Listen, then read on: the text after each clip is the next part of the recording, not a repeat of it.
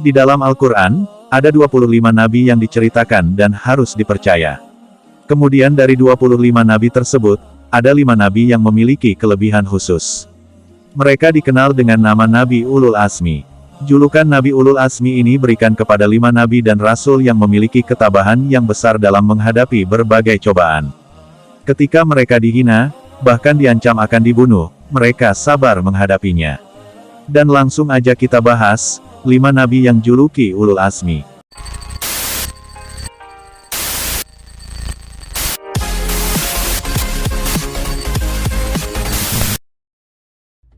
Yang pertama adalah Nabi Nuh alaihi salam. Nabi Nuh diutus berdakwah untuk Bani Rasib. Mereka termasuk orang yang sulit dipercaya. Mereka menyembah berhala, termasuk anaknya Kanan dan istrinya Waliyah juga memberontak.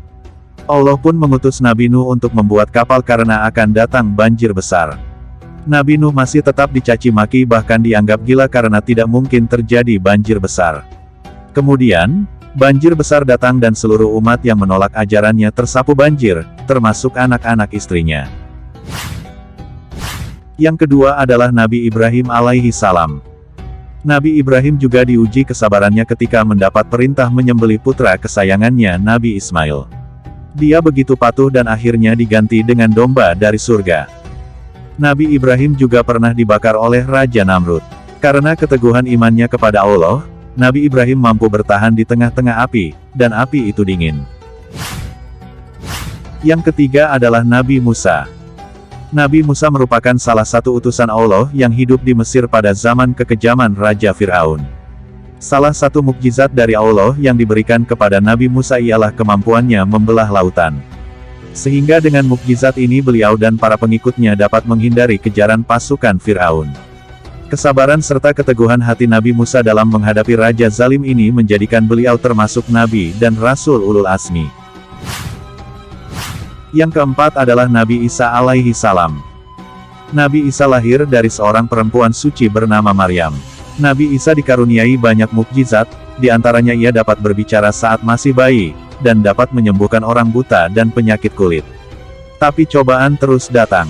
Saat Nabi Isa bersembunyi dari serangan musuh, Yahuza melaporkan tempat persembunyiannya.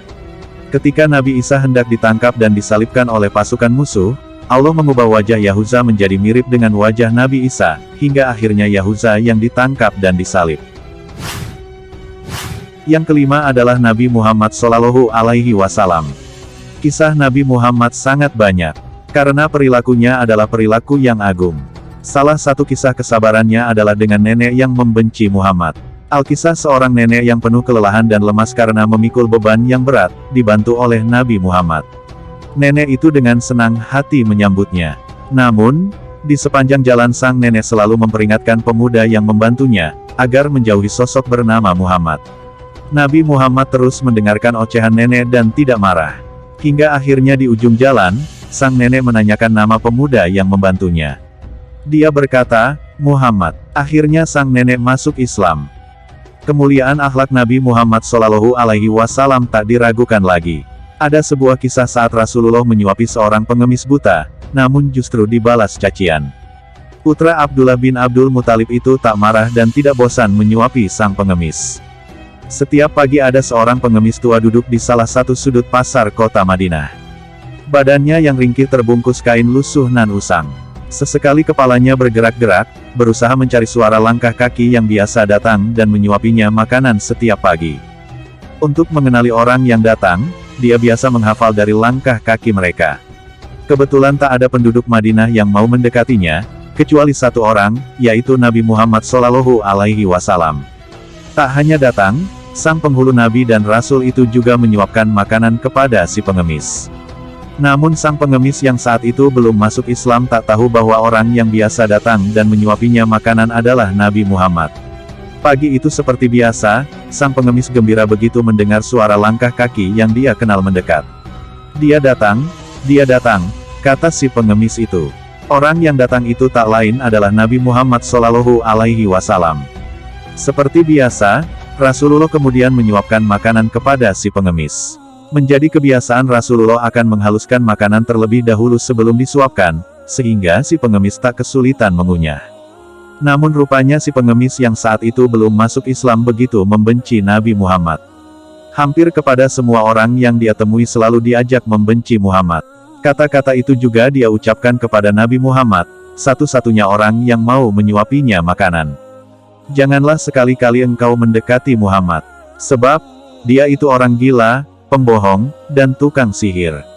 Engkau akan dia pengaruhi kalau mendekat, kata si pengemis kepada Muhammad.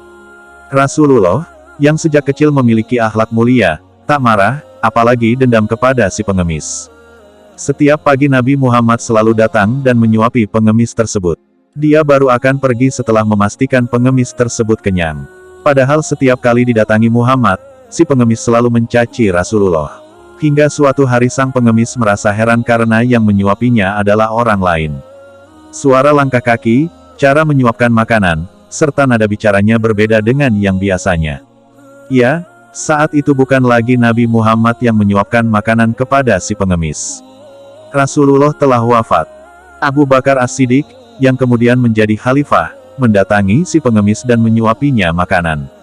Namun baru pada suapan pertama, si pengemis justru marah kepada Abu Bakar. "Siapa kamu? Kamu bukan orang yang biasa menyuapi aku," kata si pengemis. "Aku orang yang biasa menyuapimu," jawab Abu Bakar. "Bukan. Kamu bukan orang yang biasa menyuapiku," kata si pengemis dengan suara keras. "Jika benar kamu yang biasa menyuapiku, tidak akan susah aku mengunyah makanan ini. Orang yang biasa mendatangiku itu selalu menghaluskan makanan terlebih dahulu. Barulah kemudian dia menyuapiku dengan makanan itu," kata si pengemis dengan nada kesal.